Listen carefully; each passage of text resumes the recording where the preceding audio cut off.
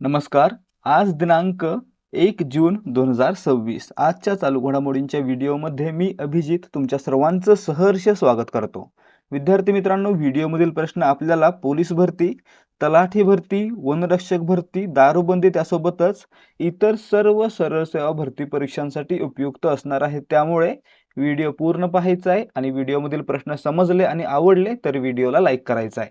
Like करायला कोणताही रुपया द्यायला लागत नाही, फक्त क्लिक करायचं आहे. पुढे पहा, आता सुरुवात करायची आहे आजच्या प्रश्नांना. पहिला प्रश्न, पुण्यश्लोक अहिल्याबाई होळकर यांचा जन्म कोणत्या दिवशी झाला? आता हा महत्त्वाचा प्रश्न का आहे? इतिहास वाटतोय, परंतु महत्त्वाचा प्रश्न का आहे? कारण 31 मे 2026 ला आपण पुण्यश्लोक अहिल्यादेवी होळकर यांची 301वी जयंती साजरी केलेली आहे. आणि मित्रांनो, यामुळेच हा प्रश्न महत्त्वाचा आहे, कारण यांचा जन्म 31 मे 1725 ला झालेला होता आणि 2026 मध्ये आपण त्यांची 301वी जयंती साजरी केलेली आहे. म्हणजे पर्याय ए आपलं उत्तर असणार आहे. वर्ष लक्षात ठेवायचं, जन्मवर्ष काय आहे? 1725 आणि 2026 ला आपण 301वी जयंती साजरी केली. प्रश्न क्रमांक 2, अहिल्यादेवी होळकर यांनी कोणत्या कालावधीत माळवा साम्राज्याची राणी म्हणून कार्यभार पाहिला? तर या ठिकाणी पाहायचं, पतीच्या मृत्यूनंतर म्हणजेच खंडेराव होळकर यांच्या मृत्यूनंतर 1767 ते 1795 या कालावधीमध्ये अहिल्यादेवी होळकर यांनी माळवा साम्राज्याची राणी म्हणून कार्यभार पाहिलेला होता. म्हणजे पर्याय बी याचं उत्तर असणार आहे. प्रश्न क्रमांक 3, अहिल्यादेवी होळकर यांच्या पतीचे नाव काय? पुण्यश्लोक अहिल्यादेवी होळकर यांच्या पतीचं नाव काय होतं? खंडेराव होळकर, आणि ते मल्हारराव होळकरांचे सुपुत्र होते. म्हणजे या ठिकाणी आपलं उत्तर आहे पर्याय बी. पतीचं नाव विचारलं तर खंडेराव होळकर आणि सासऱ्यांचं विचारलं तर मल्हारराव होळकर. प्रश्न क्रमांक 4, प्रजेच्या कल्याणासाठी व सामाजिक सुधारणांसाठी खालीलपैकी कोणते कार्य अहिल्याबाई होळकर यांनी केले? तर या ठिकाणी पहा, त्यांनी काशी विश्वनाथ आणि सोमनाथ मंदिरांचा जीर्णोद्धार केला, हे बरोबर आहे. विहिरी आणि रस्ते बांधणी केली, हे देखील बरोबर आहे. आणि विधवांचे हक्क आणि शिक्षणाचा प्रसार केला, आणि हे देखील बरोबर आहे. म्हणून आपलं उत्तर असणार आहे पर्याय डी. वरीलपैकी सर्व गोष्टी त्यांनी प्रजेच्या कल्याणासाठी आणि सामाजिक सुधारणांसाठी केलेल्या होत्या. पुढे प्रश्न क्रमांक 5, समान नागरी संहिता म्हणजे UCC विधेयक मंजूर करणारे ईशान्य भारतातील पहिले राज्य कोणते ठरले आहे? आता मित्रांनो, स्वातंत्र्यानंतर समान नागरी कायदा लागू करणारं तिसरं राज्य आहे आसाम. लक्षात ठेवायचं आहे, पहिलं उत्तराखंड, दुसरं गुजरात आणि तिसरं आसाम हे राज्य आहे. आणि मित्रांनो, हे राज्य ईशान्य भारतातील पहिलंच राज्य आहे, म्हणून या ठिकाणी आपलं उत्तर असणार आहे पर्याय सी. आसाम हे ईशान्य भारतातील पहिलं असं राज्य आहे ज्यानं समान नागरी संहिता म्हणजे युनिफॉर्म सिव्हिल कोड लागू केलेला आहे. प्रश्न क्रमांक 6, आसामच्या समान नागरी संहिता विधेयकानुसार बहुपत्नीत्वाच्या गुन्ह्यासाठी किती वर्षांपर्यंतच्या शिक्षेची तरतूद करण्यात आलेली आहे? जर मित्रांनो तुम्ही अधिक पत्नी केल्या म्हणजे एकापेक्षा अधिक महिलांसोबत विवाह केला तर 7 वर्षापर्यंतच्या शिक्षेची तरतूद आहे, म्हणून पर्याय सी याचं उत्तर असणार आहे. प्रश्न क्रमांक 7, आसाम UCC विधेयकानुसार विवाहासाठी मुलाचे आणि मुलीचे कायदेशीर वय अनुक्रमे किती निश्चित करण्यात आले आहे? मुलाचे वय 21, मुलीचे वय 18, म्हणून पर्याय बी याचं उत्तर असणार आहे. प्रश्न क्रमांक 8, आसाम UCC नुसार लिव्ह इन रिलेशनशिपमध्ये राहणाऱ्या जोडप्यांसाठी कोणती अट घालण्यात आली आहे? जर लिव्ह इन मध्ये राहायचं असेल तर काय केलं पाहिजे? तर निबंधकाकडे अधिकृतपणे लिव्हिंग मध्ये राहतोय म्हणून नोंदणी केली पाहिजे. म्हणजे पर्याय सी याचं उत्तर असणार आहे. आणि यानुसार जर लिव्ह इन रिलेशन मध्ये मुलं झाली तर त्या मुलांना पालकांच्या प्रॉपर्टीमध्ये समान हक्क राहणार आहे. पुढे प्रश्न क्रमांक 9, आसाममध्ये सर्व विवाह आणि घटस्फोटांची नोंदणी किती दिवसांच्या आत करणे अनिवार्य करण्यात आले आहे? आसाममध्ये विवाह आणि घटस्फोट यांची नोंदणी ही 7 दिवसांच्या आत करणं बंधनकारक करण्यात आलेलं आहे, म्हणून पर्याय बी याचं उत्तर आहे. प्रश्न क्रमांक 10, दरवर्षी जागतिक तंबाखू विरोधी दिन कोणत्या तारखेला साजरा केला जातो? मित्रांनो, काय पाहिलं आपण वर, 31 मेला आपण अहिल्यादेवी होळकर यांची जयंती साजरी करतो. त्यासोबतच 31 मेला जागतिक तंबाखू विरोधी दिन देखील असतो, म्हणून पर्याय बी याचं उत्तर आहे. पुढे पहा, प्रश्न क्रमांक 11, 2026च्या जागतिक तंबाखू विरोधी दिनाची अधिकृत थीम कोणती आहे? आता महत्त्वाचा प्रश्न, पुन्हा आपण मागचा पाहिला. जागतिक तंबाखू विरोधी दिन दरवर्षी 31 मे रोजी साजरा केला जातो आणि 2026च्या जागतिक तंबाखू विरोधी दिनाची थीम आहे unmasking the appeal countering nicotine and tobacco addiction, पर्याय डी याचं उत्तर आहे. प्रश्न क्रमांक 12, उपराष्ट्रपती CP राधाकृष्णन यांच्या हस्ते प्रकाशित झालेल्या the library man of India या पुस्तकाचे लेखक कोण आहेत? या ठिकाणी पहा, PP सत्तेन यांचं पुस्तक आहे the library man of India. याचं प्रकाशन उपराष्ट्रपती CP राधाकृष्णन यांच्या हस्ते करण्यात आलं, म्हणून पर्याय सी याचं उत्तर आहे. प्रश्न क्रमांक 13, वामन वन हा उपक्रम खालीलपैकी कोणत्या राज्य किंवा केंद्रशासित प्रदेशाने विकसित केलेला आहे? आता या ठिकाणी पहा, वामन वन हा जो उपक्रम आहे तो वनीकरणासंबंधी आहे आणि दिल्ली सरकारनं सुरू केलेला आहे, म्हणून पर्याय बी याचं उत्तर असणार आहे. प्रश्न क्रमांक 14, अलीकडेच निधन झालेले बशीर बद्र हे खालीलपैकी कोणत्या क्षेत्राशी संबंधित होते? बशीर बद्र हे एक उर्दू कवी, उर्दू शायर होते, म्हणजे पर्याय बी याचं उत्तर असणार आहे. प्रश्न क्रमांक 15, अलीकडेच कोणते राज्य भारताचे 5वे पूर्ण साक्षर राज्य बनले? सिक्कीम हे राज्य भारताचे 5वे पूर्ण साक्षर राज्य बनलेले आहे, म्हणजे पर्याय सी याचं उत्तर आहे.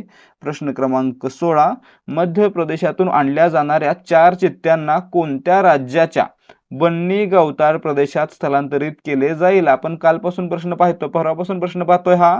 बन्नी गवताळ प्रदेश या ठिकाणी NTPC काय करणार आहे? सौर ऊर्जा प्रकल्प उभारणार आहे. आणि मित्रांनो, या ठिकाणीच बन्नी गवताळ प्रदेशातच आता मध्य प्रदेशातून आणल्या जाणाऱ्या 4 चित्त्यांना सोडलं जाणार आहे, म्हणजे या ठिकाणी पर्याय काय असणार आहे आपलं उत्तर? अजून उत्तर पाहिलंच नाही आपण. या ठिकाणी या 4 चित्त्यांना बन्नी गवताळ प्रदेशात सोडलं जाईल आणि हा प्रदेश कुठे आहे? गुजरातच्या कच्छ जिल्ह्यामध्ये आहे. गुजरातमध्ये आहे, कच्छ जिल्ह्यामध्ये, म्हणून पर्याय डी याचं उत्तर आहे.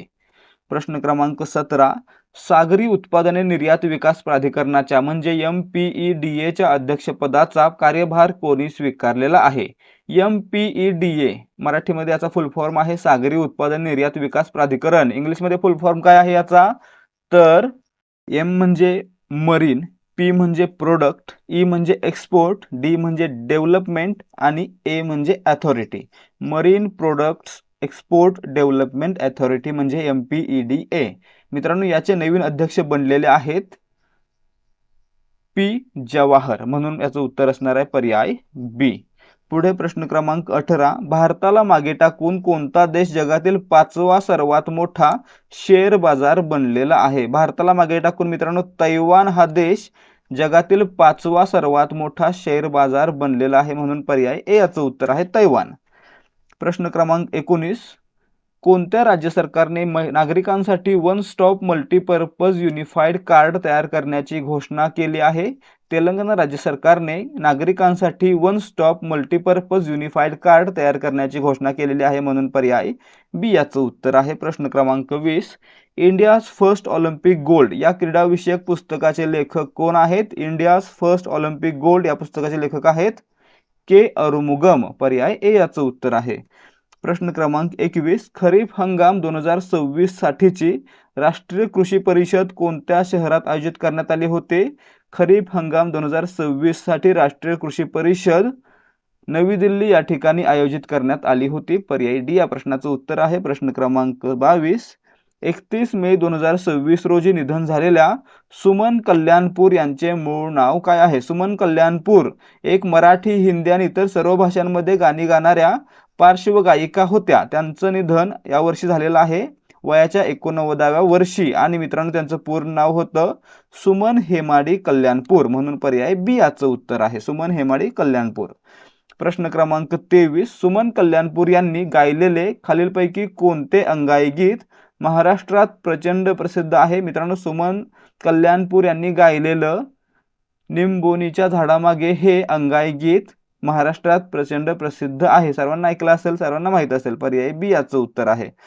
प्रश्न क्रमांक 24, IPL 2026च्या हंगामात कोणत्या फलंदाजाने एकाच हंगामात सर्वाधिक 72 षटकार मारण्याचा ख्रिस गेलचा विक्रम मोडला? या ठिकाणी थोडं करेक्शन करा, 72 षटकार मारण्याचा नाही, 72 षटकार मारून ख्रिस गेलचा विक्रम मोडला. ख्रिस गेलचा विक्रम होता 59 सिक्स एका IPL हंगामामध्ये, परंतु मित्रांनो 72 सिक्स मारून वैभव सूर्यवंशी यांनी त्याचा विक्रम मोडलेला आहे, म्हणून पर्याय बी याचं उत्तर असणार आहे. प्रश्न क्रमांक 25, वैभव सूर्यवंशी यांनी IPL 2026च्या हंगामात एकूण किती धावा काढल्या म्हणा, कुठल्या, साधी भाषा आहे. या ठिकाणी काय झालं तर 2026च्या IPL हंगामामध्ये वैभव सूर्यवंशी यांनी 776 धावा काढलेल्या आहेत. पर्याय सी याचं उत्तर असणार आहे. मित्रांनो, वैभव सूर्यवंशी 2025च्या IPL पासून IPL मध्ये आहेत. पुढे प्रश्न क्रमांक 26, IPLच्या इतिहासात सर्वात तरुण 15व्या वर्षी 1000 धावा पूर्ण करण्याचा विक्रम कोणी प्रस्थापित केला? 15व्या वर्षी 1000 धावा IPL मध्ये पूर्ण करण्याचा विक्रम वैभव सूर्यवंशी यांनीच प्रस्थापित केलेला आहे, म्हणून पर्याय बी याचं उत्तर असणार आहे. IPL मध्ये सर्वात तरुण खेळाडू कोण? वैभव सूर्यवंशी. आणि मित्रांनो, त्यांनी 2025 आणि 2026च्या IPL मध्ये मिळून 1000 धावांचा टप्पा पूर्ण करणारे सर्वात तरुण खेळाडू बनलेले आहेत. ठीक आहे. प्रश्न क्रमांक 27, केंद्र सरकारने नीती आयोगाच्या पूर्णकालिक सदस्य म्हणून कोणाची नियुक्ती केली? नीती आयोगाचा फुल फॉर्म काय? National institution for transforming India. ठीक आहे, हे झालं.